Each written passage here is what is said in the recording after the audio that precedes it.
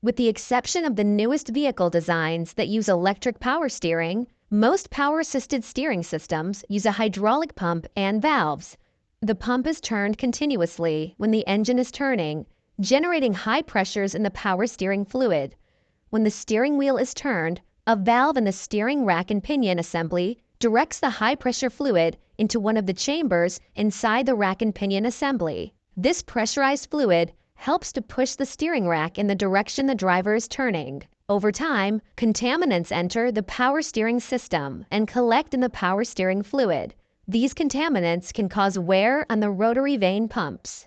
A screen is often found in the power steering reservoir to collect contaminants. If the amount of contaminants in the power steering fluid is excessive, the screen can become plugged and limit the flow of fluid to the hydraulic pump.